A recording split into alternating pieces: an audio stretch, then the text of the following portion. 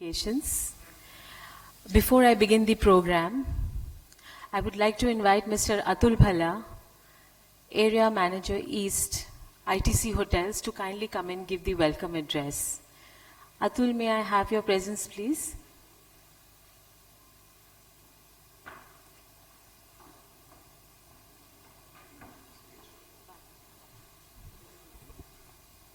Good afternoon, everybody. A very, very warm welcome for this very, very special afternoon done by Nilanjana, put together by Nilanjana on this book launch of Simon's book, Finding the Gaps, and that's being launched in Calcutta.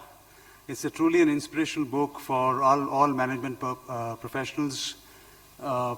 It's been transforming, transferring all his knowledge of cricket into the management lessons. So it's a phenomenal one. It's a must read for all of us to do that. And also I'll take this opportunity to congratulate Dada for becoming the BCCI president, and it's a proud of Calcutta. So I'll leave the rest of the talking to the experts to do that, because I'm not expert in that. Thank you. Have a nice afternoon. Thank you so much, Atul.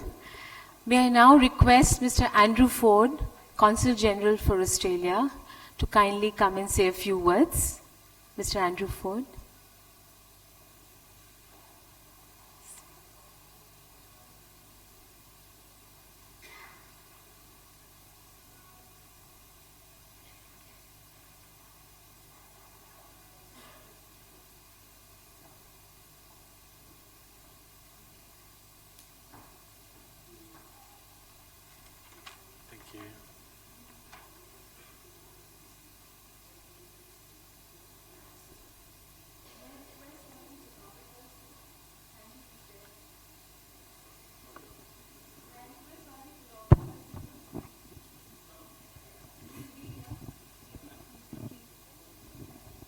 Can I request all the photographers to be stationed this side? It'll be easy for you to capture the pictures. Yeah, thank you.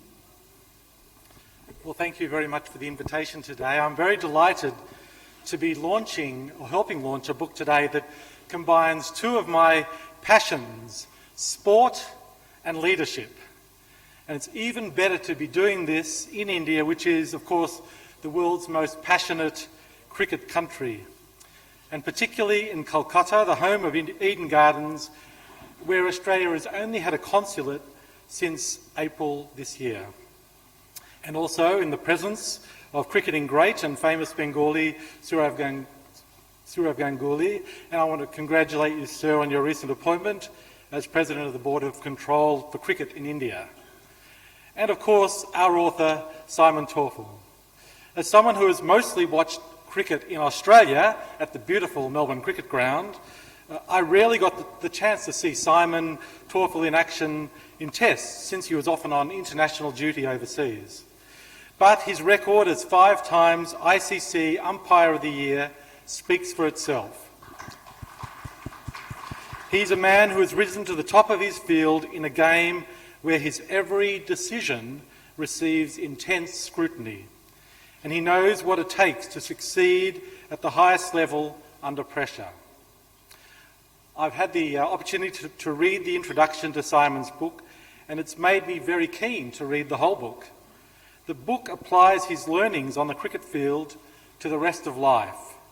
And sport, like life, has its highs and its lows, and we can often learn more from our failures as from our successes. The book also talks about the value of being coached or mentored. In my career as a diplomat, I have sought out people who can mentor me, but at the same time, I've taken great delight in being able to mentor and encourage others.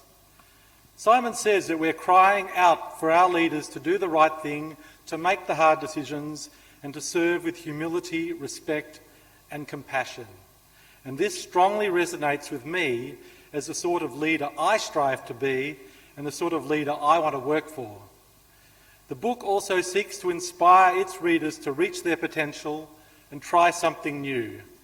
So when my government rang me up about a year ago and offered my wife and I the opportunity of setting up a new Australian diplomatic post here in Kolkata, we grabbed that challenge with 2 hands. So thank you for allowing me to be part of today's launch, and I look forward to hearing from Simon, Sourav and other esteemed guests, and especially to reading the book. Thank you very much. Thank you so much, Andrew. You wouldn't remember, but in one of the programs at the Taj, and there was an event, and I just happened to meet Mr. and Mrs. Ford, and we just got talking about, guess what, cricket. So I told him about this. I guess a distinction that I'm probably one of the few women who's probably not missed a single match at the Eden Gardens in the last 30 plus years. And I think Sourav would know a little bit about that as well. And I think Simon also would know. So basically this program is a small tribute from my end, for all the pleasures that the game has given me. And, I've spent hours and hours at the Eden Gardens feeling totally refreshed. But as you know, no program can be complete without thanking. I know I'm not going to win an Oscar in this lifetime, definitely, but of course I have a few thank yous to say before I begin the program on a full-fledged note.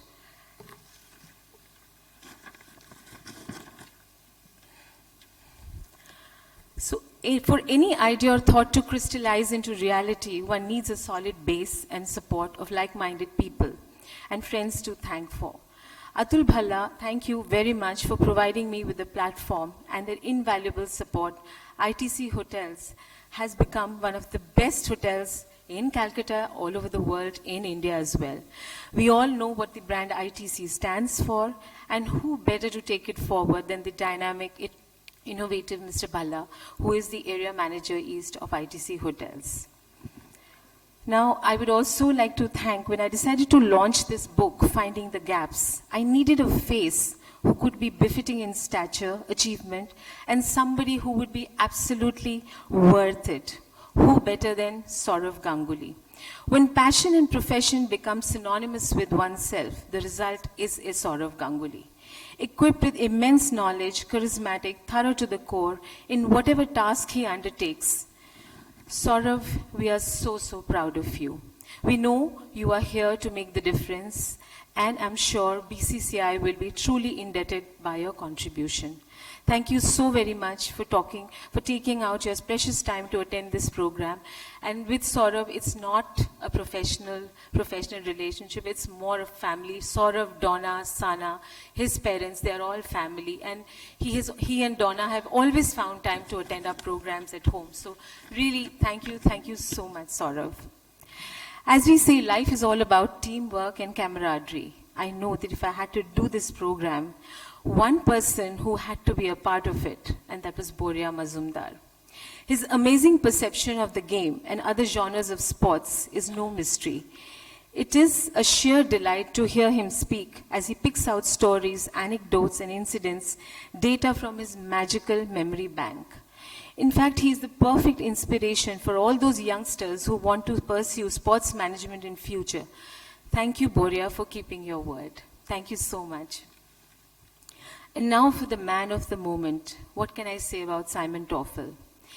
In a day and age where mediocrity rules most of the times, and there are challenges galore for all those who want to work genuinely with honesty and commitment, Simon Taufel comes like a breath of fresh air and pretty much epitomizes these adjectives. And in his book, Finding the Gaps, you would be reading something very, very different. It is not a book about a cricket umpire's perspective. It is a book about a sports personality, an international sports personality, who is going to teach you life skills, which is so important in today's day and age. So impeccable, erudite, man of few words, depth in character. Simon stands for S for substance, I for integrity, M for meticulous, O for outstanding, and No for no nonsense. So please give all my special guests a big round of applause, ladies and gentlemen. And I also take this opportunity to say a big thank you to my sponsors. Thank you, Mr. B.K. Podar. Thank you, Kavita ji. Thank you, Dr. Pranab Dasgupta. Century Ply, Dr. Sanjay Agarwal and his team, Shamludi for the beautiful scarves, Mr. Akhilesh Bagaria of Facto, Mr. Indranil Ray for all the mementos that you're going to receive, and Chaitali Das of Rakshak Foundation for the beautiful gifts that you're going to hand out to all my special guests. So now I'm going to begin with the lighting of the lamp. And may I now request Mr. Andrew Ford, Mr. Taufik Hassan, Mr. Sourav Ganguly, and please come up on stage, please. Yeah. Can I request all of you to be here, please? And Mr. Atul Bhalla. I hope, Atul, you're around.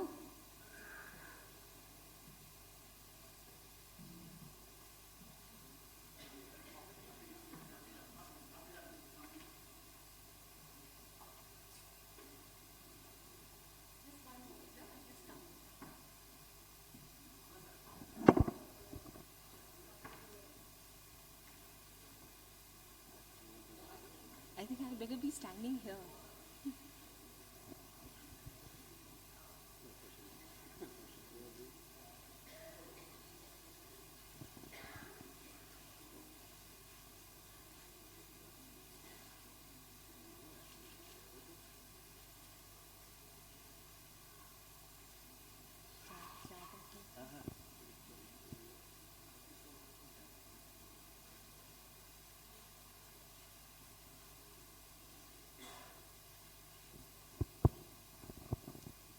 And may I now request all of you to just come on the dais to do the unveiling of the book cover, please. Here, this way. Yes, please come. Atul, please come. Yes, yes, please, please.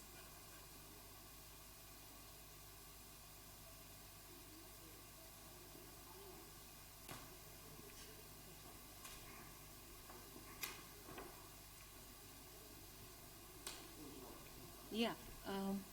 Sourav? Here. Simon, come. Yes. Yeah, just wait. Huh? Sourav, come here. Mr. Ford. Mr. Hassan, please come. Please. You just have to be present.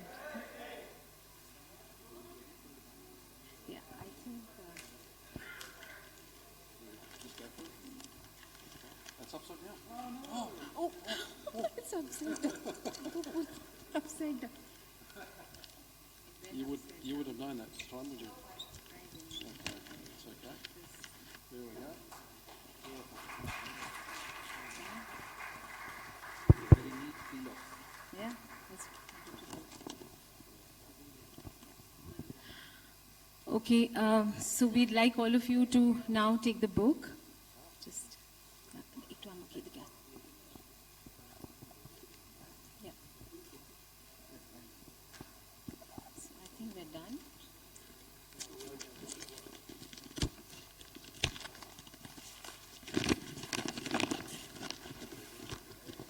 Yeah, just use that.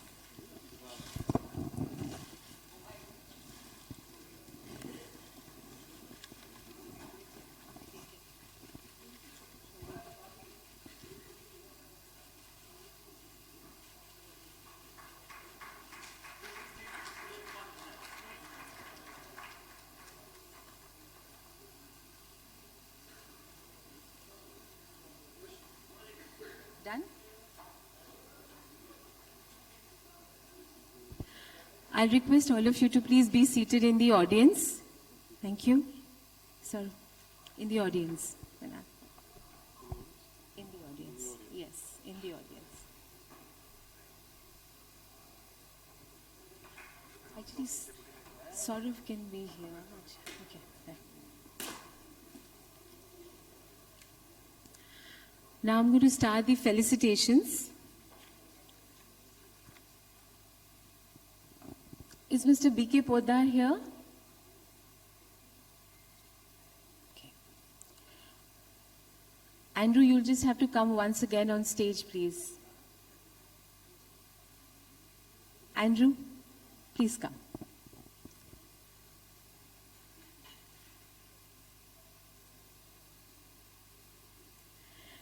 May I request Dr. Pranav Dasgupta to come up on stage, please? Keep the claps coming. Keep the claps coming. It's okay. May I request my Thali girl, Roomki, please come? Yeah. You have to come. This has been done essentially so that the photographers have it easy and they can take pictures. Please. Pranabda, where are you? Is he not there? Has he left? Has he left? Okay. May I request Mr. Rajat Dalmia? Mr. Rajat Dalmia, please come.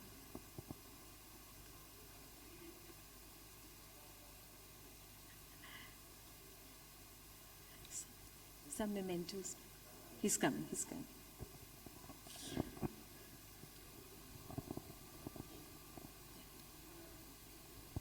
Rajat, I'll request you to give the memento. Yeah, you can give the scarf, either one.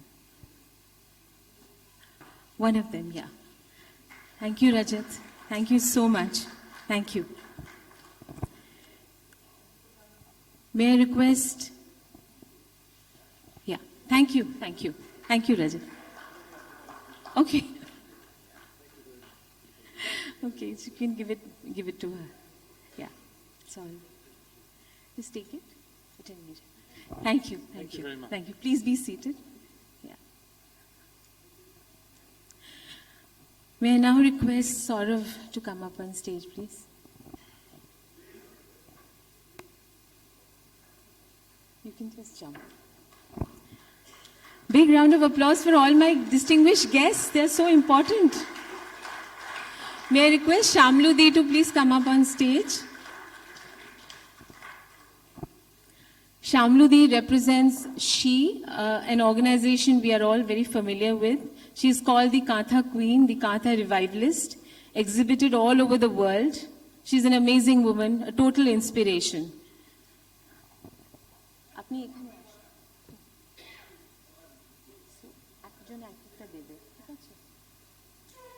Shamludi, please.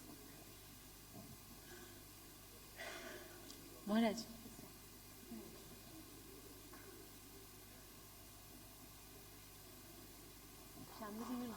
The scarves are sponsored by Shamludi. Shamludi, just give the scarf. Your country club.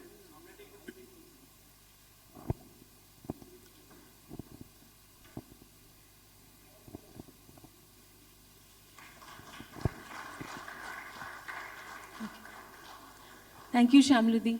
Can I request? Yeah, just give it to her. Can I request Chaitali Das to please come on stage from Rakshak Foundation? She's doing amazing work with the prisoners and she's created a lot of niche products. She's revived the jute fabric. So give her a big round of applause, Chaitali Das. Please come.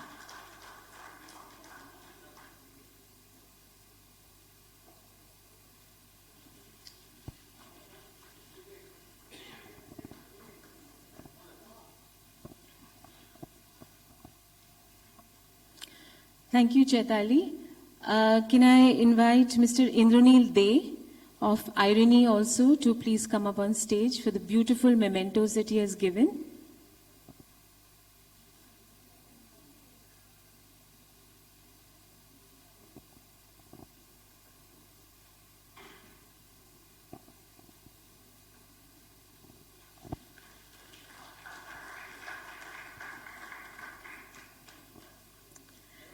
Thank you.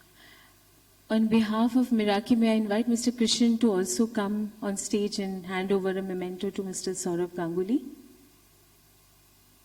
Yeah? Yeah. Mr. Podar is not here, right? Mr. Podar? No? Okay. Can I invite, after that, can I invite Mr. Dibendu Barua to please come up on stage?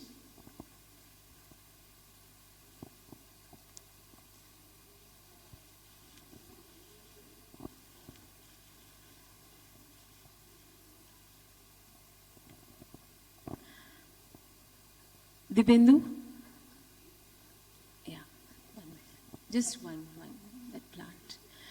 These beautiful terrarium plants are given by Mrs. Kavita Podar. She's not here right now. Dibendu, can you please felicitate?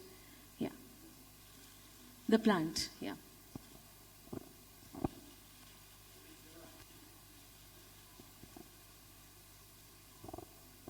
we believe in the Go Green initiative, so we are not giving flowers per se. Sourav, I'd like you to speak a few words. Thank you, Nilanjana. Mr. Andrew Ford, I presume Mr. Anuj Sharma is not here. Yes. He's left because he's an IPS officer, he can't wait for me. So, Mr. Anuj Sharma, Boria, my very dear friend Simon, and ladies and gentlemen. Firstly, I'm extremely happy to see Simon again. As I walked into this room and I looked at him and I said, it's not me only who's getting older. And when I see him and see those grey hairs, it makes me feel that really time has passed, and it's a bit of time that we stop playing the sport at the national level. I take this opportunity to congratulate Simon on this book. I haven't read the book yet. I will read it in due course. I had written a book last year, so I know how hard and how difficult it is to complete this process. Go through everything, your thoughts, your expectations, your emotions of all what you've done in your prime days.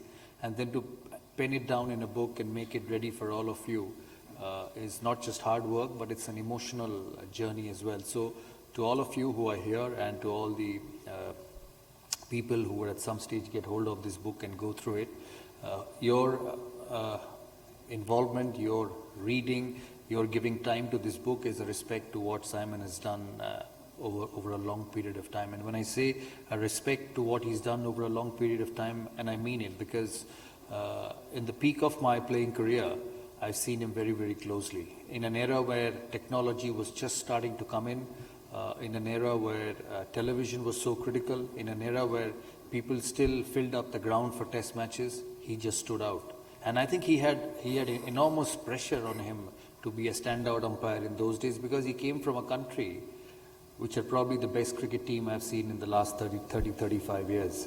So it's not just Steve Waugh who has, I can see, forwarded this book along with Sachin.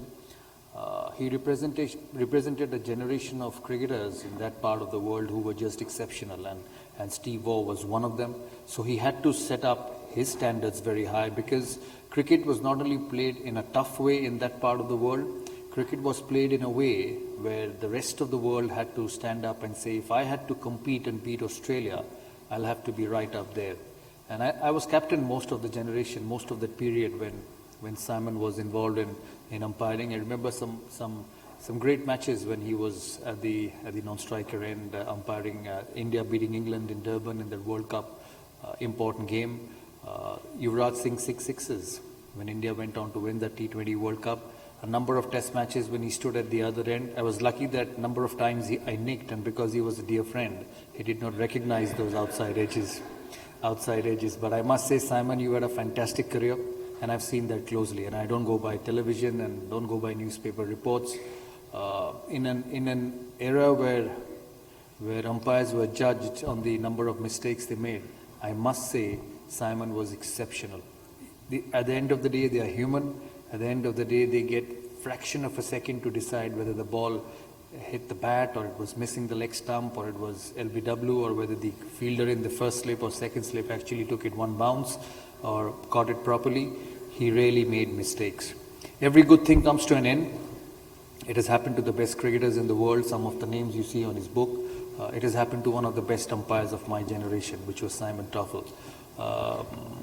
For all of us who played the sport, all of us who've been involved with the sport for such a long period of time, everything after the game looks different, in the sense the challenge, the excitement, and everything what you do. You may be earning a bit more money than what you did when you were a player. You may have more opportunities, but the passion of doing and the satisfaction of doing what you love the most will never be there. So it's a new life for Simon after he finished. I think he can still be involved in educating young umpires how to look at the game in a world where technology has just completely taken over, where there are reversals of decisions, and where there are at times the umpires really made to look stupid when they've given a decision, and that has to be turned around.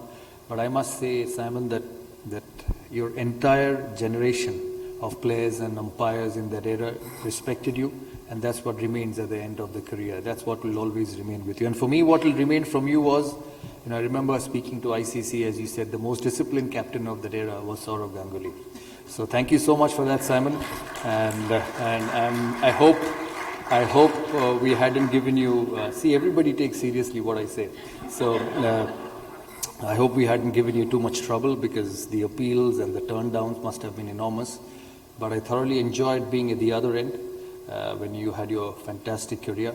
And I hope this book, the content, I'm sure it'll have his journey, have his success, how hard it is making decisions at that particular moment in life, because in sport there is no retake. And Simon just couldn't put the arm out of his pocket and put it back again, because the entire world was watching.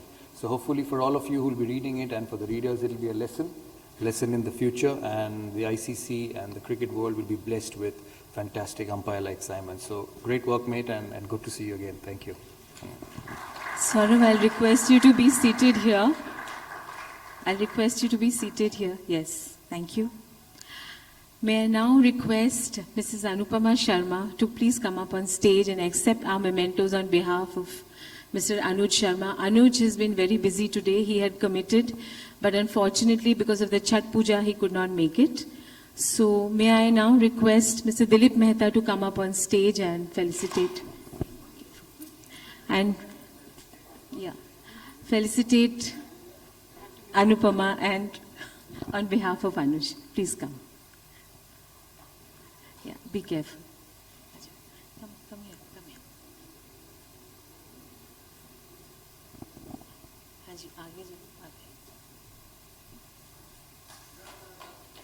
Please, a big round of applause. Anuj has sent his beautiful better half to attend the program.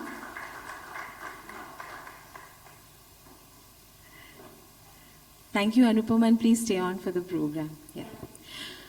May I now request Mr. Boria Mazumdar to please come up on stage.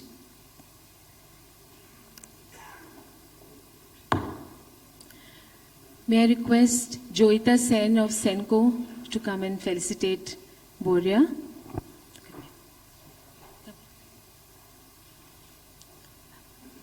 Joita?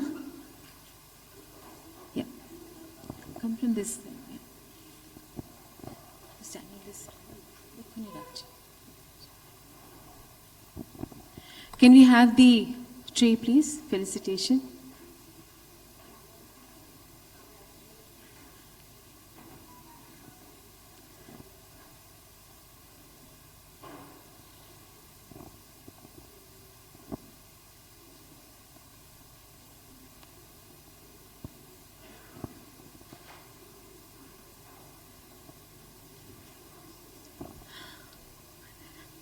Joita will hand over 2 mementos.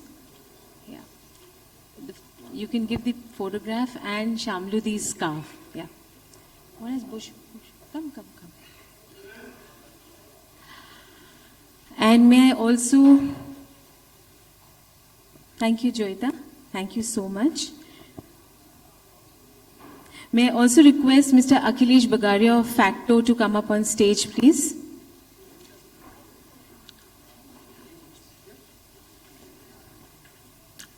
You have to be felicitated, some more is left.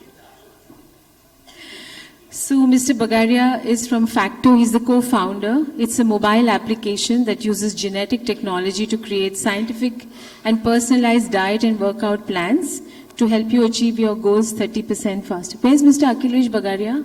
Is he not here? I don't think so. Can I request Mr. Proshun Chatterjee of Pan Macmillan to please come up on stage?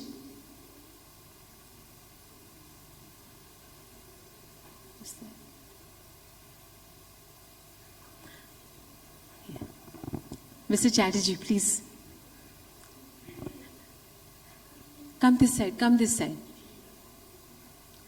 Let him felicitate for a take. Thank you. Mr. Chatterjee, I would like you to speak a few words. Please be here. Please speak a few words, yeah. On behalf of Pan Macmillan as publisher, I would like to thank our distinguished guests, Mr. Sourav Ganguly, Mr. Andrew Ford, Mr. Boria Majumdar, and the person who has wonderfully put all of this together, Nilanjana Chakrabarti. We at Pan Macmillan are delighted to bring this work of huge relevance for people from all walks of life. For me personally, it has been an honor to edit Simon Taufel's book, which blends the leadership values and decision-making process in cricket with many real-life situations, professional and others. We at Pan Macmillan India hope that the readers will learn a lot from Simon's thoughts and his book, Finding the Gaps. Thank you all for coming here today. Thank you. Thank you, Mr. Chatterjee. May I request Mr. G.M. Kapoor to hand over the rest of the mementos to Boria, please? And then we're just starting the interaction. Yes, that's what I'm saying. Mr. Kapoor. Mr. G.M. Kapoor of Intac. Boria, please come here. Mr. Kapoor, please come here. We want the picture. Yeah.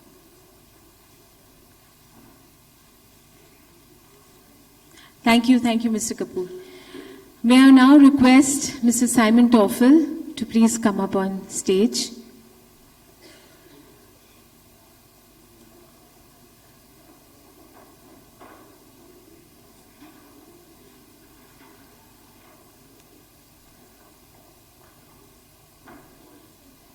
May I request Mr. Shaumaran Banerjee to please come up on stage? Thank you.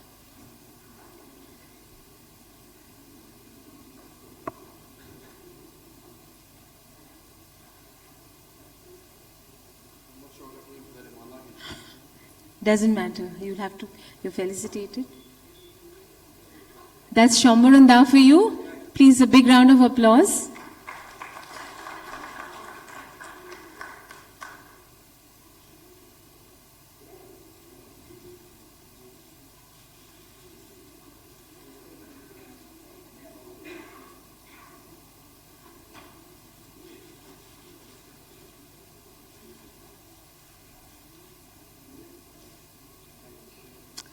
Thank you, Shaumaranda. You can hand it over. You can hand it over to them. Yeah, there. May I request Manushi Roy Chaudhary to come up on stage, please?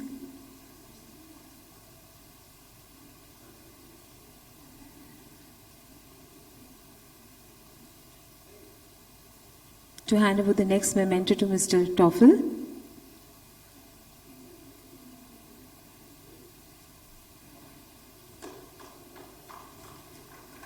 Manushi represents a very, very big university called Techno India, and she's doing a commendable job with the students. So big round of applause. Come on. Thank you. May I now invite Dipanjan Ghosh to come and felicitate Mr. Simon Taufel.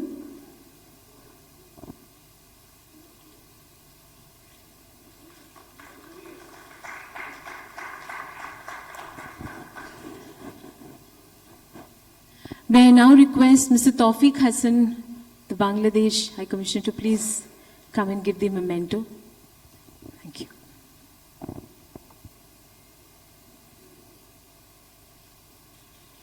We're almost done. I know you all are waiting for them to be heard.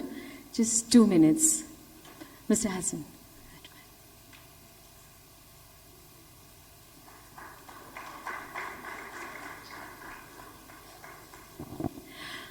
Mr. Hassan, would you like to speak a few words? Sam, you sit next to Sourav. Yeah, few words. Sam, you're sitting next to Sourav.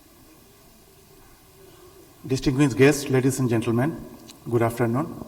I am very much happy today to be here. I would like to thank the organizer to kindly invite me to this event. Congratulations to Mr. Simon for his wonderful work. I was just reading the comments written by Sachin Tendulkar and Mr. Steve Waugh on the cover page of the book. And suddenly I realized, or perhaps I have discovered, that all the great cricket players or figures, their name starts with an S. Like Sachin, Steve, Simon, Sourav here. We have our Saqib as well. Nice observation. What a good coincidence. So I also take this opportunity to congratulate Mr. Sourav Ganguly for becoming the president of BCCI. We are really happy for that. And we are really looking forward to watch the historic cricket test match between India and Bangladesh to be held on the 22nd November at the Eden Gardens. I would like to thank Mr. Sourav Ganguly for inviting our Honorable Prime Minister. She is coming. So this is Mr. Sourav Ganguly that she has managed our Prime Minister to come here. So we are really looking forward to the game. Thank you very much. It's wonderful. That's one of the reasons why we called you, because the Bangladesh test is also here and you're also a very cricket-loving nation. So it's not that how can you not be here? So just a small felicitation to you from our side. Please come here. And his pen. Please come here. Okay. May I now invite Abhilasha Sethia to please come up on stage. Abhilasha, are you there? Okay, may I now request Anupama Sharma to come and hand over the bouquet, please.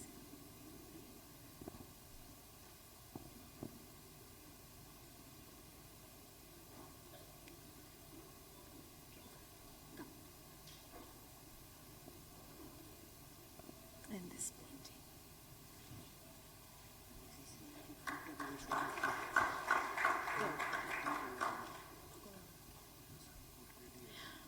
Mr. Hassan, I think you want to felicitate also Mr. Sourav Ganguly for becoming the president of the BCCI, so we'll just do the needful. Thank you. Please be here. You can just felicitate him and then be seated in the audience. Here. Mr. Hassan.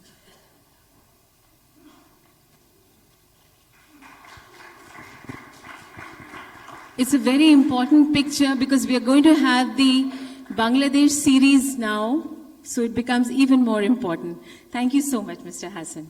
May I request, Mr. Atul Bhalla to come up on stage, please? And this is the final round of felicitation before we start our interaction.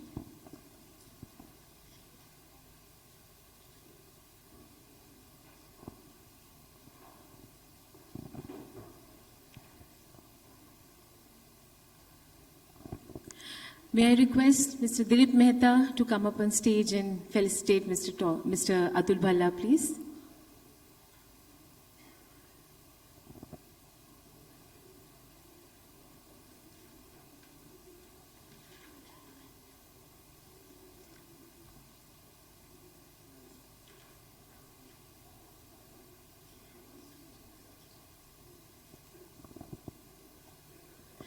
Atul, please come here. Atul, please be here. Hanji. May I request Mr. Simon Taufel to come and felicitate Mr. Atul Bhalla. Mr. Simon Taufel? Yes. Hello. You have to felicitate Mr. Atul Bhalla.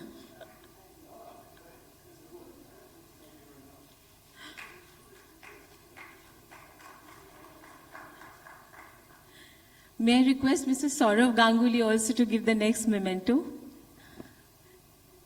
Sourav.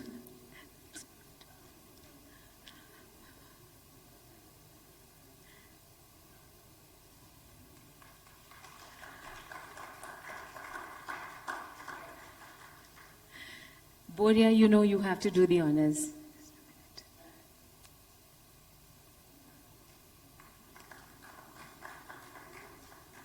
Thank you so much, Atul, for all the hospitality that you have rendered to us. Now I think we are ready for the interaction.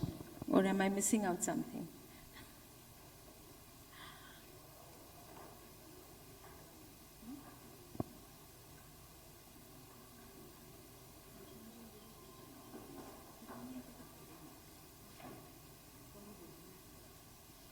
We'll start the interaction now. I think Boria, I've done enough of talking. Can we have another mic, please, for Boria?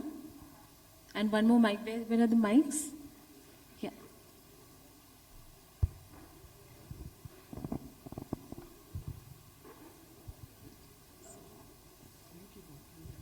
I'll give this. There are 3 mics. No, I don't have it. I'll give it.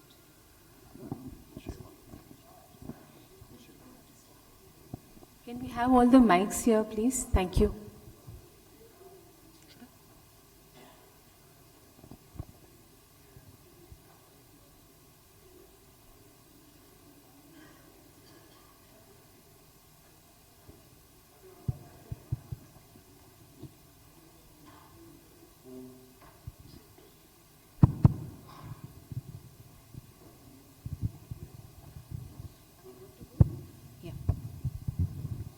I think I've done a lot of talking, so let's just start with Boria.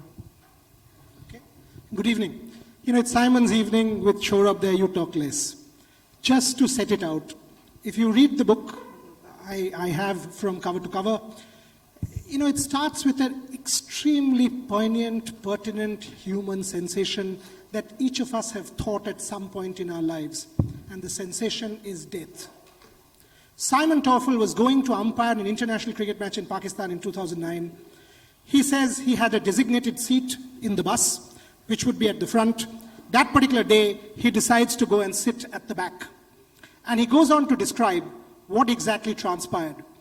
He says, as the bus was with military convoy, security, everything, was about to enter the Gaddafi stadium, he heard bullets. And bullets, not from a pistol, but from an AK-47, and all of a sudden, everything had gone haywire. They were all down in the bus. The man next to him, all of a sudden, had turned red, soaked in blood. People died as a result of that attack. World cricket changed forever. Since then, Pakistan has not been Pakistan. When they entered the stadium, he says, you know what happened to me? I'm not one to express myself. I broke down when I called my wife. I was crying. I don't know why, but he was crying. Think about it, ladies and gentlemen. Going to umpire a cricket match, getting hit by a spray of bullets and getting saved by this much. That's what the book starts with. Recommendation, pick it up, read it. Second point, before I give it to Simon, he talks about perfection and excellence. I just asked Simon on stage, how many times have you given Sourav out? And he said, too many. Sourav said he's never made a mistake, or rarely made one. He talks about this particular game where he made a mistake, and he said, my quest was always for perfection. I would have to get it 100% right. And the moment I made a mistake, it went downhill because I had to be perfect. And I made mistake after mistake after mistake. And thereafter, that's why the book is on leadership. He says, the quest changed from perfection to excellence. You strive to be as good as you can be, maybe not perfect, but in your own conscience, excellence is what you strive for. May I say, absolutely brilliant book to set it up. 100,000 people. You have to give Sourav Ganguly out in an Eden Gardens final against England. Whole of Kolkata, whole of India wants you to not give him out. That is the biggest challenge you face as an umpire. How do you block yourself and attain perfection or attain excellence? Wow, what an introduction. I don't know whether I'm more nervous talking in front of a group like this or umpiring in front of 90,000 in Eden Gardens. But thank you very much for coming today, and I'm really pleased. And to the people on stage, thank you very much. And to the honoured guests down in the audience, thank you too. It's a bit of a wow moment for me personally, sitting up here next to some legends and also being amongst esteemed company. But this book is about transferable skills. This book is about life skills. This book is about soft skills. Sourav used a couple of words in his introduction that talked about passion, respect. They certainly are intrinsic to the theme of the book and about how we find our gaps and how we close those gaps and how we become better people as a result. I did put a human interest story up front in the book. It was a very terrible day personally, professionally, and for the sport. We've moved on from that terrible day now, but the lessons stay with me. I share those lessons with you, how we can see a terrible event happen before our eyes, but we also interpret it and experience it differently, how we seek to understand points of difference and how we think differently, how we embrace diversity, how we make sure that we use the strength of our different team members. My processes are very much based on routines and habits and, dare I say, eccentricities, and I'm sure, Sourav, you would have a few as a batsman as well. I can recall making a mistake with Sourav. He probably has forgotten about it, thank goodness, but I do remember getting him wrong once.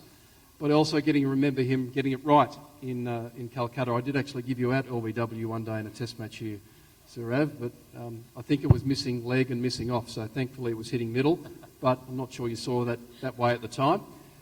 But it's a real pleasure to be here, and I'm really honoured to be launching our book in this way. I would like to recommend, obviously, the contents and the messages to you. Whether you buy it or not is completely up to you. However, I would recommend a couple of things. Some advice that I'm often asked to give to people, to young people or to young cricket umpires. I'd encourage you to think about three things. Number one, be yourself, because everybody else is taken. So you need to be the best version of you that you can be. Number two, it's really important to do something that you love. And that's where the passion comes in. You loved playing Test cricket for India. You loved playing cricket.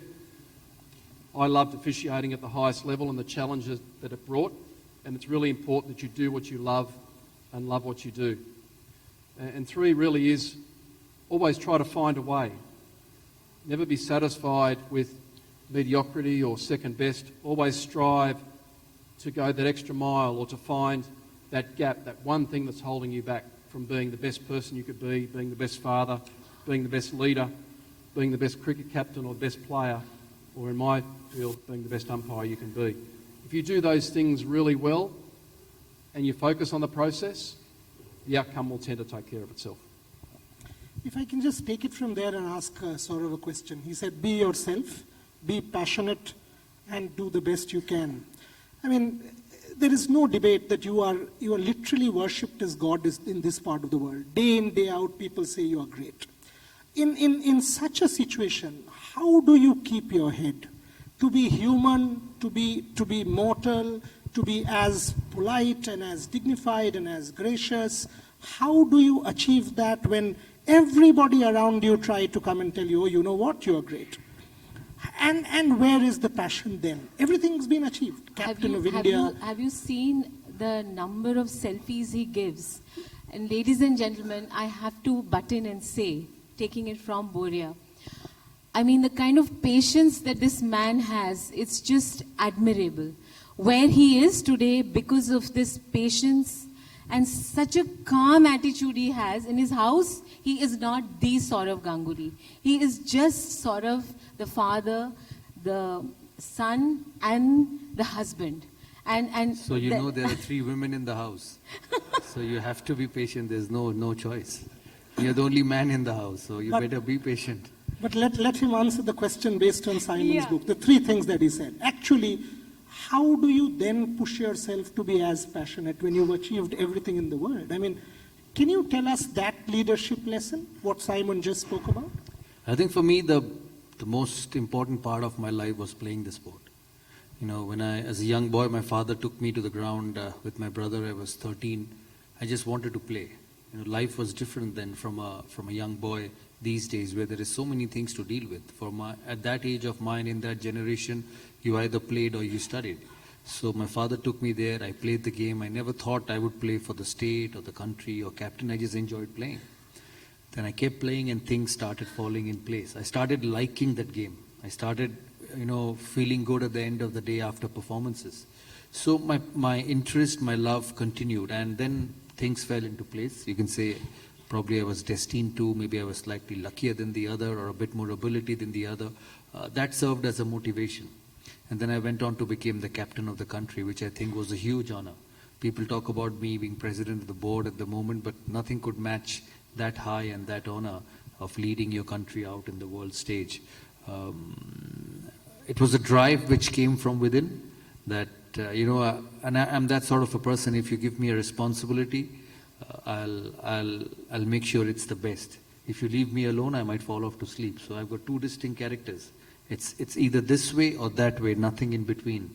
And maybe that's how I've grown up. My family background also makes a lot of difference in my life. My father was involved with the game, but they came from a very conservative Bengali family, and the lessons which were taught at a young age were different, of respect, of sharing with everyone, because at one stage when I was growing up, there were 40 people living in the same house, and the cooking was also the same. My father's were 7 brothers, their families, they all lived together, we ate at the same place, we shared. My grandfather, when I was in school, during Durga Puja would take all the cousins together. So we were 11 of us going to the same shirt shop, same trouser shop, same shoe shop. It was like a school dress during Durga Puja. All were wearing the same. Till when I grew up and told my grandfather that this needs to change, because on a Shoshti day or a Shuptami day, you could make out who they were from, on which house they were, because they had the same shirt and the same trouser. So that's how I was brought up. The lessons were taught that way. My grandfather was very strict. We could never get back home after 9 o'clock in the evening. And if someday we were late, my grandfather used to come and count the cars. We had about 25, 26 cars in those days in the house. And he would count that all the cars were back at home, and then he would go to sleep. There were days when I would actually switch off the car, push it into the gate, and then quickly walk into the house if I was late. So from that sort of a family I came. So at a young age, when your base is like that, it's very difficult to change when you keep growing, because I feel your character, your life, your discipline start at home. And that's how it started. In terms of achievement, I feel I'm blessed. I'm blessed. I don't look that far. I try and do the best what I'm given at that particular moment, because that takes care of the future. And I have a tremendous drive to excel in everything. I have a tremendous drive that when I get back home at the end of the day or end of a session or end of a month, that I should be able to tell myself that whatever opportunity came your way, you gave your best. You won't be successful all the time, because nobody is. There are days when you'll fail, and there are times when I trained the hardest and nicked the first ball of a test match. So there has been those days, and there have been times when I've just been in such good form and just went and batted and scored runs, because that's life. And you have to find a way to balance it. Mentally, I got matured, putting in difficult situations, putting in tough situations. Imagine Simon being asked to give an LBW decision to Sachin Tendulkar on day 5 of a test match in a split second. And I say this because it teaches you a lot of things. In real life, when you face that sort of a pressure, you deal with it. When you face that sort of a situation, you deal with it. And I think cricket, other than just giving me the name or whatever you say, the satisfaction of doing the profession which I love the most, has actually taught life. Because sport does that. The efforts, you don't become a champion, you don't become the best in one day. It's the day in, day out discipline, the effort, the sacrifices you make, the number of failures you have, and then you become the best in the business is never easy. So it teaches life, and I think it's taught life a lot. And the most important thing this sport gave me in life was a belief in myself. That if you give me something, I'll turn it around. And I think that belief takes me a long way. I think Simon's book is just all about what Sourav said right now. I think... Yeah, the fundamentals are very common. Yeah. However, what we try to do in this book is we try to make a connection through cricket to our younger generation, to our parents, to our daughters, our sons, and we look at the fundamentals of what it takes to be successful. In a country like India, where the opportunity is so great, we really focus on the soft skills. So we're talking about leadership, we're talking about the integrity and the values that Sourav has mentioned in his upbringing, particularly is about those fundamentals that underpin who you are and the character that comes through that sport tends to show. But also, for me, it's about attitude and making sure that you've got a growth mindset and that you find a way, or you try new things and you innovate. And that no level of success is ever achieved on your own. My umpiring journey, it's a team effort. There's not one umpire out there, it's a team. And the captain of a team is only as good as the people that he leads. And sometimes that means that you lead from the front, and sometimes it means that you lead from behind. But above all, in a country like India, my main message about leadership, it's about serving. It's about serving the game. And Sourav now is doing that in a different way. Apart from leading the team, he's actually serving the sport as an administrator, which has got its own set of challenges, I'm sure. But servant-based leadership is really, really a rare commodity in today's world, where we put the objectives of the organisation ahead of our own. And working with companies and organisations and families where servant-based leadership becomes number one is quite challenging, because we all want the good things for ourselves. But sustainable success, and the book talks about this, is about using the strength of the team, about serving the cause, And if we don't do those things, we don't get sustainable success. We get short-term success. Simon, I just have a question. Why would I want to read a book by a cricket umpire? Can you tell me? What can I learn from a cricket umpire? Yeah, what Well, can I learn? Getting to the top is hard, and staying there is harder. This book outlines a lot of the successes and failures that it took to get to the top, and more particularly to stay there. It's about preparation, it's about routines, focus, excellence, a growth mindset, teamwork, resilience. Being successful means that you need to make mistakes. You need to be tough, you need to be resilient, you need to have strong self-belief. Without those qualities, you aren't going to achieve anything. And this book covers all those things. I also talk about having a use-by date, because everybody's got a use-by date. And some of us stay on too long. And that's about serving the sport and serving cricket to its utmost. And I finish the book with enjoyment, because sometimes we forget that we actually want to enjoy the journey and we need to celebrate each other's success. So there's a lot of things in here that are about transferable skills that will help you be the best individual you can be, both personally and professionally. So it will help you get unstuck and will help you achieve your potential. You know, I actually don't think the book is by a cricket umpire. If you approach the book saying it's by a cricket umpire, I think you're doing injustice to the book. You should approach the book as a set of life lessons that is invaluable to you and me. Sport is the only thing that allows these people to fail in public. When I fail in my academic curriculum, in my school, in my college, I actually fail in private. I can moan in private. I can go and say I failed in private. When Sourav gets out for a 0, he's actually failing in front of 90,000 people. When Simon makes a mistake by giving a wrong decision, he's actually failing in front of 90,000 people, when you and I will get to social media and tear them apart and scrutinize and criticize them. But sport also allows these people to become successful in public the next day. He talked about teamwork. You actually use your own teamwork, Sourav, with his own resilience, his team, his family, his father, his grandfather, his whole team. And the next day he can come and score 100 and redeem himself once again in public.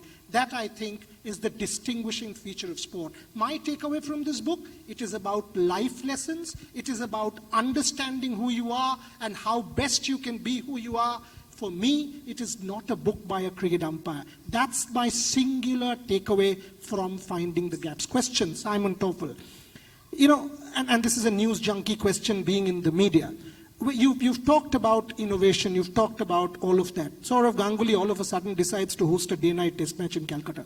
India has not hosted one. All of a sudden we see tremendous, crowd interest, media interest. Everybody wants to be part of the action.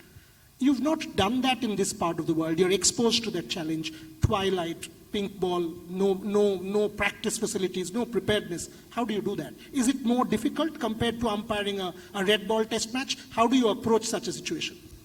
There's a chapter in the book called Adaptability, and it's about an attitude of trying new things and keeping an open mind. Test cricket is facing challenges and will continue to face challenge, and the game will continue to face challenge, no question. I'm not sure that day-night cricket is necessarily the single answer to promoting and improving Test cricket. It may be part of the answer, but unless we try, we won't know. It has worked in other parts of the world. Adelaide particularly, I've been to a day-night Test match in Adelaide. Certainly it's very popular. It's telecast at a time slot where more people can actually see Test cricket, more people can visit Test cricket. I love Test cricket because it is a test. And I'd love to see it continue, and I think everyone that's played Test cricket would say exactly the same thing. We want to see Test cricket continue, flourish, and be vibrant, no question. But as a performance and training manager with the ICC, when Test day-night cricket came in, our challenge was, how do we prepare to be successful? And that meant practice, it meant simulated-based training, trying new things, but it's all coming down to attitude. And if we don't learn to adapt, if we don't actually keep an open mind to try new things, we'll never know. What we can't do is we can't go into events and opportunities with a negative mindset, because you've already lost. You've already lost. I hope people approach the opportunity at the end of this month in Calcutta with an open mind to see that it may be part of the solution.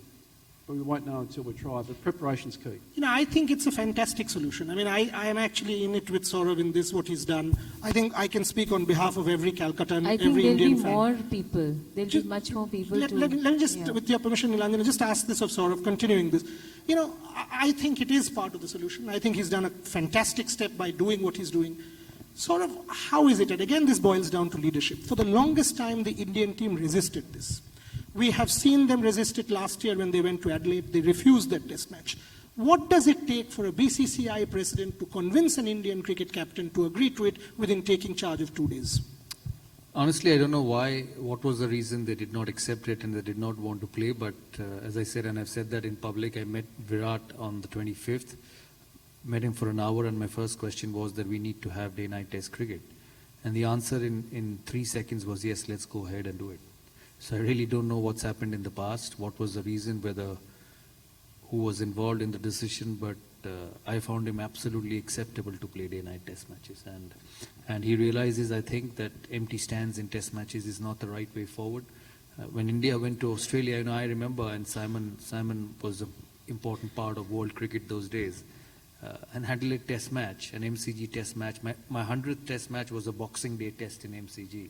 You really got to be fortunate to get into that position in your career. And there were 70,000 people watching the game in a test match on day one. You should have seen the Ashes when Australia plays England. Not one seat is empty. I remember the last day of the test match in 2001 at Eden Gardens when India were getting past Australia. There were 115,000 people watching.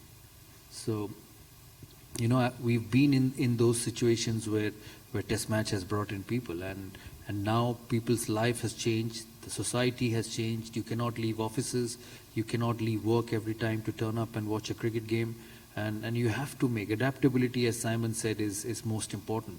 And sometimes change is good. I think most number of times change is good.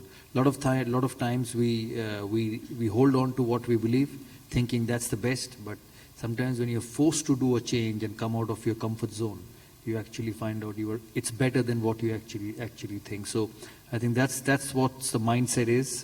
Test cricket, as Simon said, is the best form. Imagine Glenn McGrath turning up on a green pitch and bowling to Tendulkar at 9:30 in the morning in Adelaide. There isn't a better side in a cricket match than that.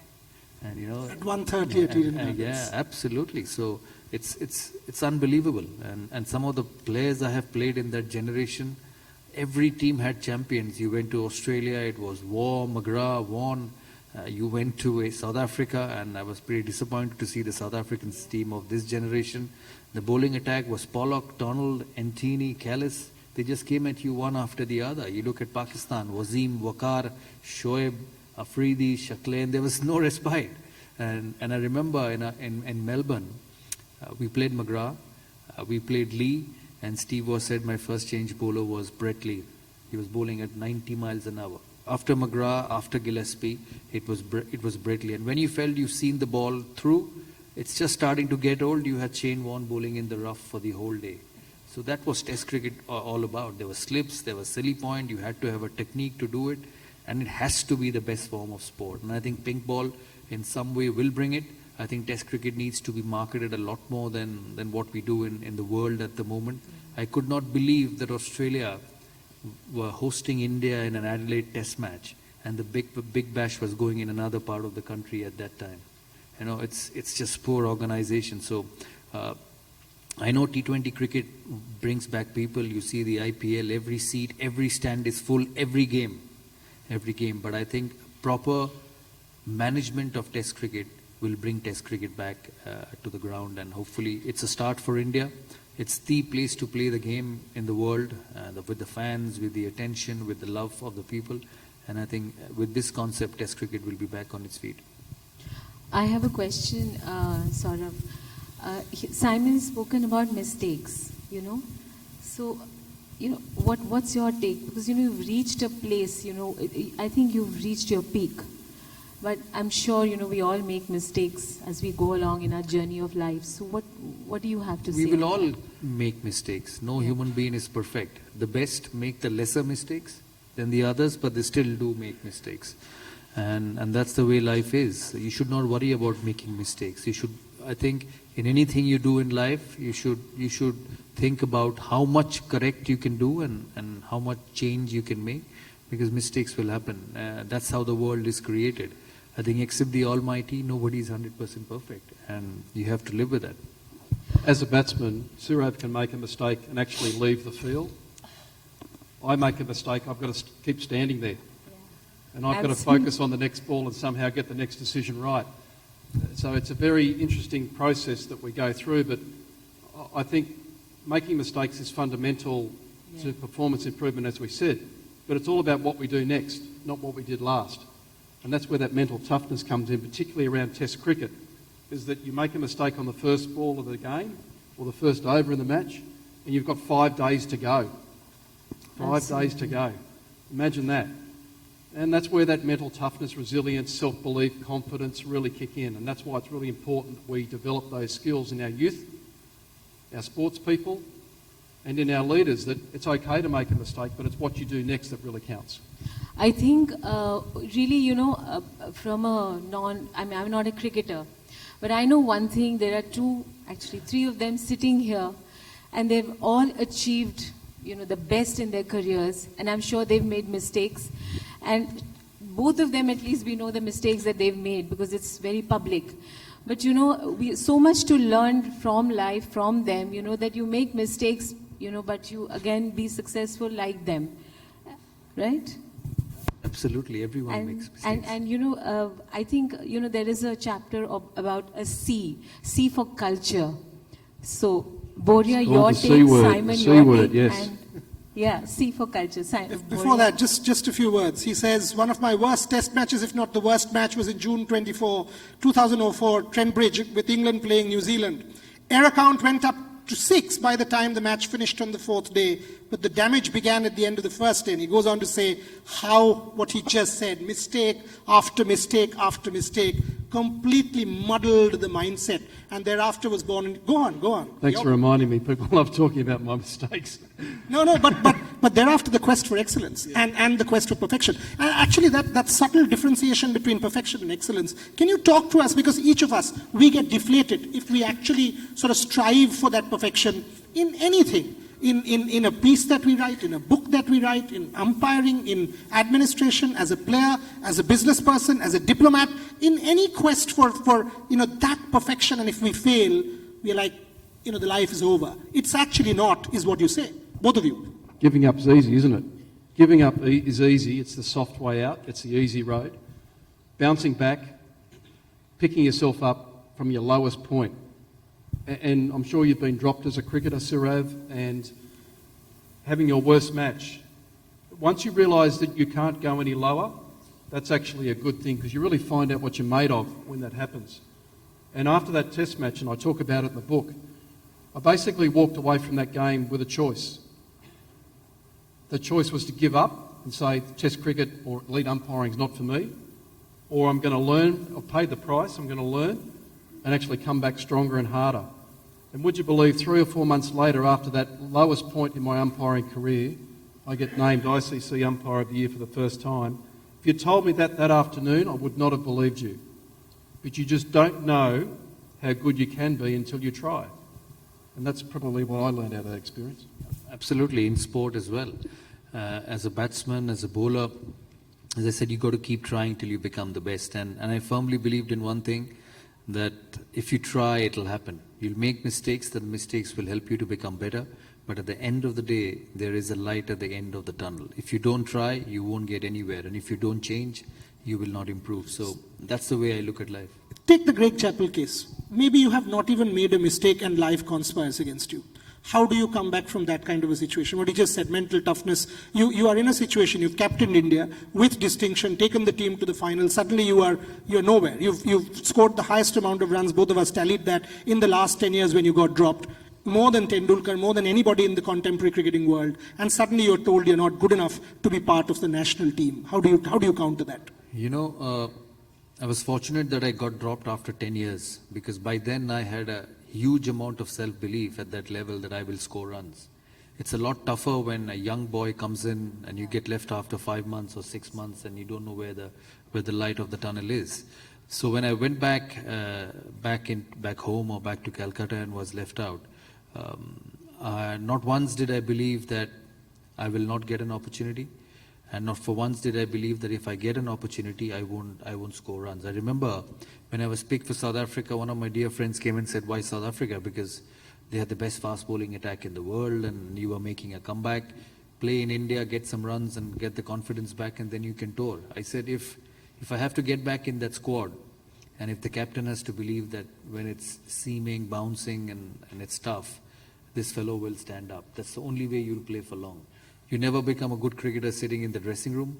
You never become anything good in life by taking the easier options. Whether it's a student, whether it's an athlete, whether it's a sportsman, you'll only be respected if you take the harder options. Because people quietly from within say that when the time's tough, when it's doing everything, he's the man to go for. So I think that creates a reputation which just goes around with people and an automatic belief is created. So I believe that if I get an opportunity, I will score. I remember coming back in my first one-day game against the West Indies, and as you said, I got 10,000 runs in the previous 10 years in one-day cricket, even more than Sachin got. And my first game against the West Indies, I got 98. I was run out at 98. I did that a few times in my career, though. So, and the night before, they came up to me and said that, hope you're feeling good and you're in a good state of mind. I said, you cannot take one-day cricket away from me. Even at the age of 40, you give me 4 months of practice and make me play a one-day international, I'll score runs. So that's the belief I got over the years of effort, training, scoring runs, going down, getting up.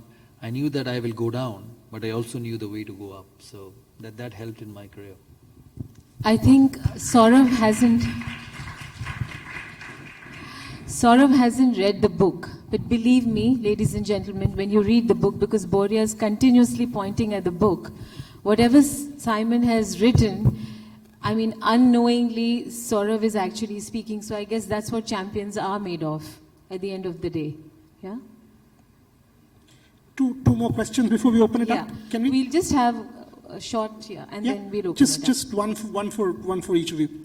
Simon, again, I mean, 5 times ICC Umpire of the Year. Now you tour the world, you teach the next gen, you talk about leadership.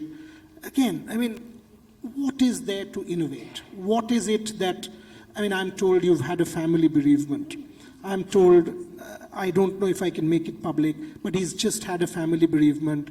And my first question to Nilanjana was, can he make it? Now, it takes a very different kind of commitment to come here. Within 12, 14 hours, you are doing this launch. I mean, ladies and gentlemen, just imagine this. To lose a close one, and as close as it can get in the family, and then to travel, to come and respect a commitment like a launch like this and do what he's doing sitting on stage, takes very different kind of courage, conviction, passion, commitment and determination. Explain that to me, Simon Taufel. How is that happening in finding the gap? I mean, how could you, as a person, and this is a human challenge, and you keep talking about soft challenges, how do you do that on a daily basis? You can be very good at what you do in terms of umpiring, but on a daily basis, how is finding the gaps relevant to you as well? 8 weeks ago, my mother was in good health. No problems, tough lady, 72 years of age, gardener, full of life. 2 days ago, Thursday, she succumbed to stage 4 bowel cancer and she passed away. I just want to butt in here. No, he was leaving for India and his flight is just about few hours from, he was packing. And I just texted him, like, are you on the way? And he said, yes, I'm packing, I'm busy. And a pause, my mother passed away. And believe me, Sourav, I was so shocked because, he's leaving for the airport and his mother passed away. He, did the funeral and then he's on the flight. But I count that as being fortunate. I count that as being lucky because over the last 2 weeks I've been able to be an advocate for Mum. I've been able to help her in the last stages of dealing with a terrible illness, and I was there to say goodbye, and I count myself very fortunate to be able to have that opportunity. But out of every breakdown, I believe a breakthrough happens. That I believe that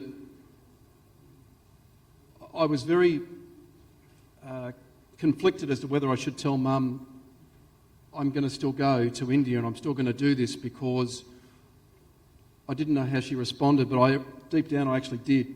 She'd say, go, do what you've got to do. I want you to do your best. I'm proud of what you're doing. You've put a lot of work into this. I don't want to hold you back. And I believe every mother would hopefully say the same thing, that they want their children to be very successful, that they want the best for their children. So breakdowns do lead to breakthroughs. Yes, I'm incredibly saddened by the passing of my mother, but I look at the context and say how fortunate I was to have a mother of 72 years that really sacrificed a lot to be able to get me to this point.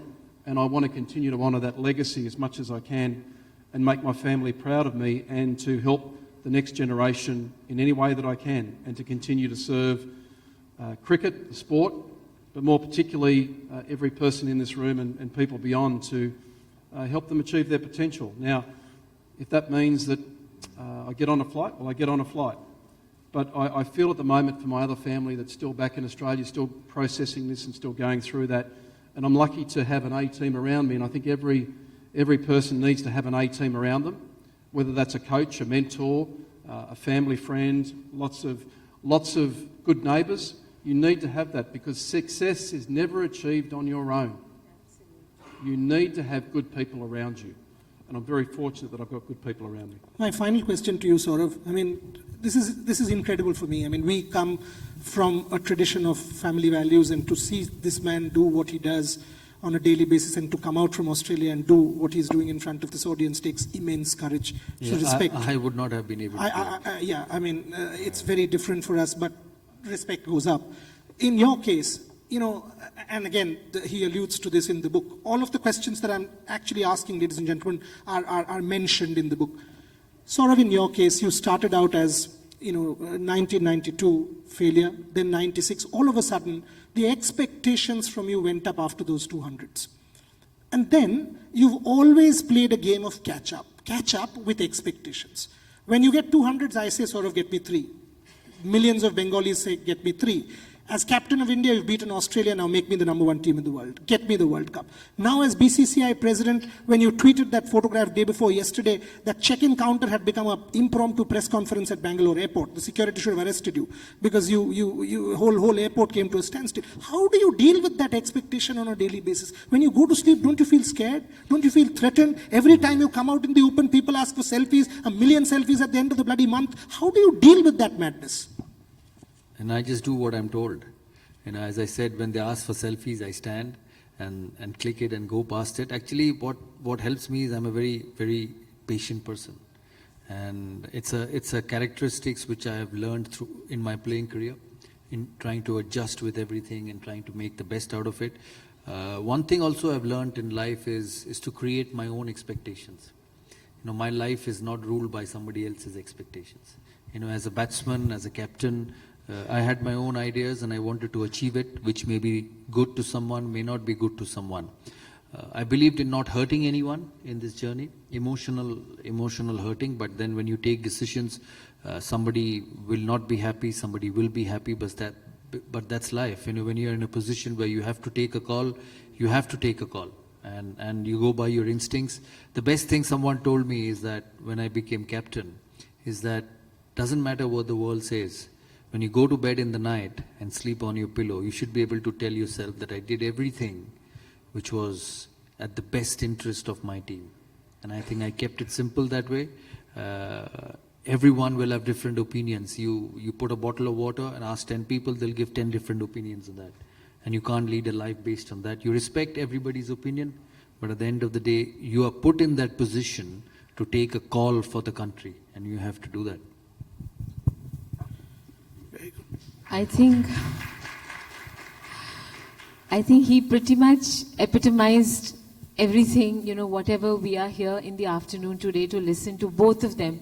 Simon, I think you've written a beautiful book. I have read your book. Just a quick word, finding the gaps. Why this caption? And I'm going to ask the same question to Sourav in a different way. Did you find any gaps in your life too? I had to, because I wouldn't score runs otherwise. If I keep hitting the ball to the fielder, they wouldn't let me score runs. So I pretty much understand that statement, finding the gaps, and that's what the game was played for. You need to put the ball in the gaps and score runs. And I think what Simon's trying to say is that, in your journey to success, in your journey to achieve excellence, there are certain gaps which you need to fill up. It's a different sort of a situation, and I think it's a great line for the book. That's where he comes in with his experience and the skills which he has achieved over a period of time, which a lot of us need at a young age, and start thinking in that manner, that what it takes at the top. And I think it's a very good line which he has put in his book. The people up here on stage are no different to the people in the audience. We are all cut from the same cloth. We all have natural talents in different ways. We all can't be test cricketers, we all can't be test umpires, but we can be very good and excellent in a chosen field. This book helps you unlock your potential. It helps you identify that one thing that might be just holding you back from achieving something great. And there is that potential in each one of you. We are no different sitting up here on this stage. We are quite blessed and quite lucky that we've been able to unlock that potential or find a way, but you can do that too. Trust me, you can do that too. And I would encourage you to be relentless in your pursuit, to find your gap, to find that one thing that can help you to be great at what you choose to do and to make a difference. You can do that. And you can make India a great country by doing exactly that, whether that's being a captain of a cricket team or being captain of industry or being captain of your household. You can do that. And I would encourage you to take that on board, that challenge, to unlock that potential, to find that one thing that will see you be great. So being a cricketer, being an umpire, it's about going from good to great. My challenge to you is, how do you go from good to great and lead this country to a prosperous future? So I think before we get on to the next part of the program, I would just like to thank Boria, Simon, Sourav. I mean, I'm absolutely enlightened, and I'm going to take lots back when I go home. And the book is also very, very special. It's not about a cricket umpire. It's about life skills and how you can use it in your day-to-day lives.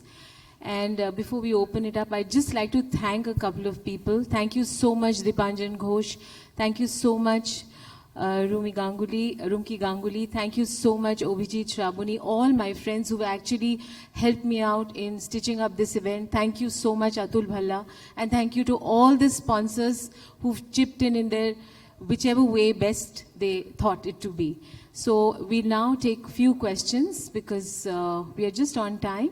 Maybe a couple of questions from the audience. I'll just interrupt, Nilanjana. I have to leave. Yeah, you can ask Simon the questions. You can ask Simon the questions 1 second, because for the last 5 days I've been only answering your questions. How cricket in India will go forward. So I don't think any have any questions to answer. But I just want to say thank you, Simon, for having me here.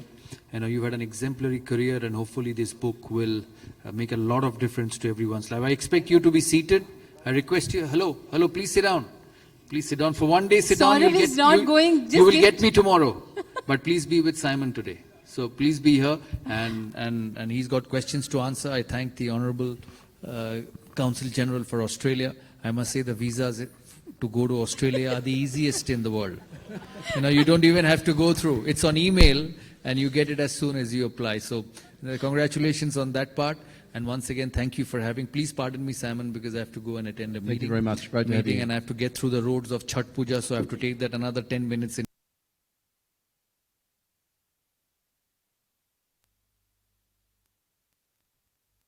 He's coming during that to promote his book during the Bangladesh Test Series. He will be here. So any help if he needs on the ground, we'll be more than happy to do it. Thank you. And Thanks a lot. ladies and gentlemen, that's the reason why Sourav was late, because of the Chhat Puja. Okay. Can we please No, I was late. put our No Chhat Puja. put our hands together for Sourav Ganguly, please.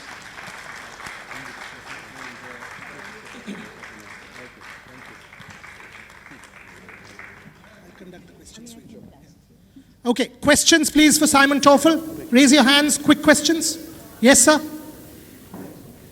Can we have a microphone there?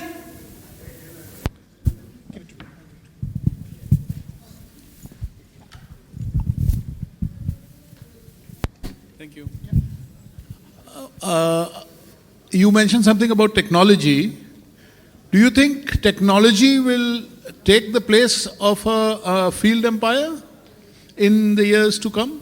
Someone's got to hold the hat, someone's got to hold the jumper, someone's going to have to make other decisions around field aspects, fielding restrictions, whatever.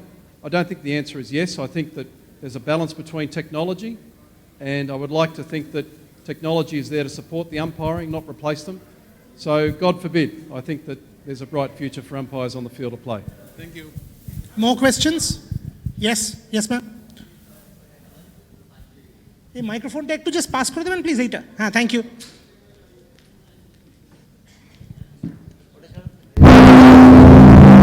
Take this. Yeah, take that. Yeah, thanks. A very good evening to you, and congratulations on your book. Thank you. Well, I'm a mother of an aspiring cricketer, and I was in South Africa with him in Johannesburg last month because he was playing for a small tournament there. It was a tournament for under 16, and my son is an off spinner, and when he went there and the wicket is dry and the ball won't turn, he really got very demotivated. And I did realize that it's easier to become a medical doctor than to become a cricketer, especially in this country because there's so much competition. So how do you keep somebody's desire burning and, motivate your child or motivate yourself as a parent, to make your child go on trying to become a cricketer? It's a very good question, particularly in a country like India where the competition is so high. I think part of the solution is to make sure that we set small targets. And I'm talking about weekly, monthly, yearly targets, and not think too far ahead. Right. Because I think we put a lot of pressure on our children that they have to be someone to be successful, or have to have a particular type of job to be successful. So small targets are really important, and to break it down into bite-sized chunks. So I would be giving your children really, okay, so what type of cricket do we want to play? If I'm talking to a cricket umpire who wants to be a test umpire, you're not going to go from community level cricket umpiring to test match cricket in a couple of years. In terms of playing, you can actually go further faster than as a cricket umpire. In my experience, it does take 10 years to get to world class. Right. It does take 10,000 hours of apprenticeship to be world class. But you break that down. So we want to be the best cricketer in our team, or we want to be a certain type of player in a certain level. And I'd break it down into small things that you can celebrate success, and once you start celebrating small achievements, that becomes self-fulfilling, and more often than not, you're going to be able to really be self-confident to keep going. Thank you. Small goals. Targets. Thanks. Two more questions. Yes, ma'am.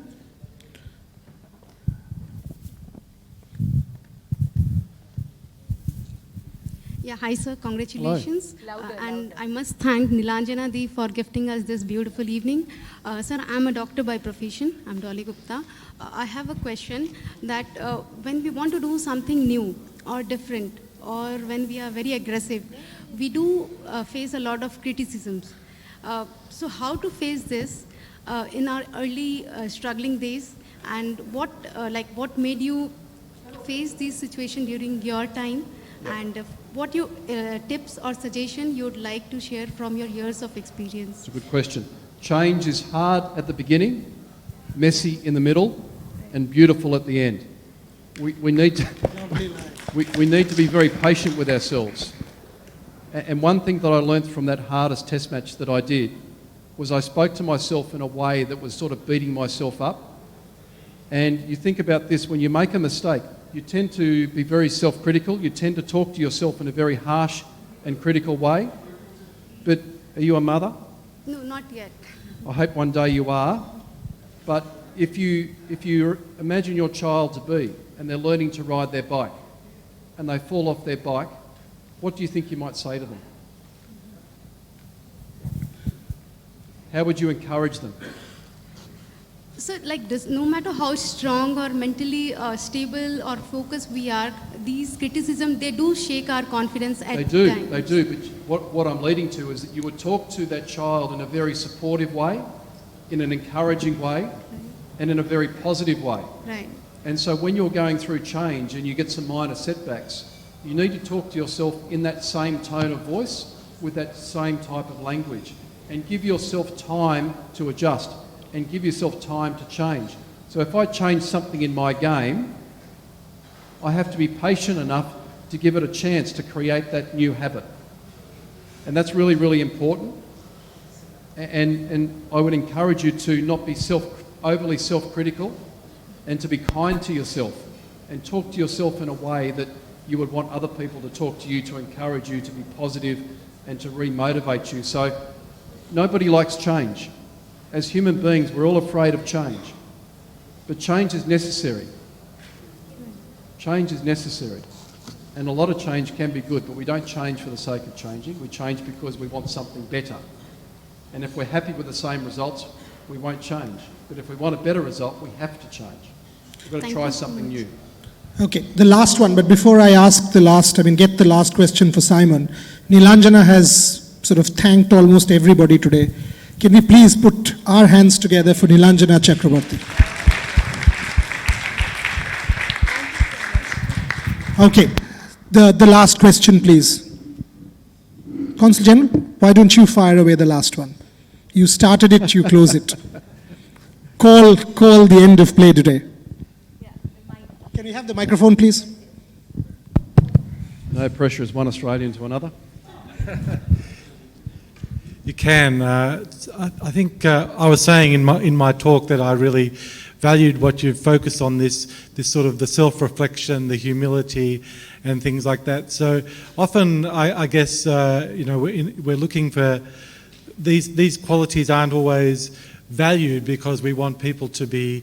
We want our leaders, our political leaders, our business leaders. So I guess my question to you would be, because many of us lead others, but some of us also look to others to lead us. So what should our attitude be towards our leaders to bring out the best in the people who lead us? It's a good question. And leadership's all about developing an environment of trust. You cannot be an effective leader without creating trust in the people that you want to follow you. And how do we do that? I would talk about 5 things. We need to find the right tools and give our people the tools that they need to do their job effectively and support them in that way. We need to innovate. We need to come up with clever solutions to do things in a better way. We need to effectively communicate our vision. What's the objective? What are we trying to achieve? And do our people buy into that? And are they part of that creation of that vision themselves? Because when we have what's called skin in the game, we're more likely, because we'll take ownership of that vision. We really need to do that. The next one is actually educate. And in a country like India that's very big on education, we need to really try to give our people the right intellectual resources through education to empower them to be better at what they're doing. And then the last one is leadership itself and the various forms of leadership. And I've talked about a couple of them, touched on them just today. There's leading from the front, leading by example. So the captain in a cricket match would often lead by example. There's leading from behind. And someone like Steve Waugh, for me, is someone who does lead from behind on occasion. He also leads from the front. But he would, I suppose, give great confidence to his bowlers. He'd give great confidence to his fielders, that he would actually show great self-belief in them. So whether that's a Brett Lee, a Glenn McGrath, a Shane Warne, he would lead from behind in some cases, or lead by serve. and put the objective of the team ahead of his own. And in my book, I talk about an example of Mark Taylor doing just that. That to be able to win a test match, you have to be prepared to lose one, and to make sure that we declare at a time that gives ourselves enough time to fulfil the team objective, which is to win the game of cricket. So building an environment of trust is fundamental to be able to be an effective leader. Okay. You know, what we've had over the last couple of hours has again been a life lesson. It's not easy to come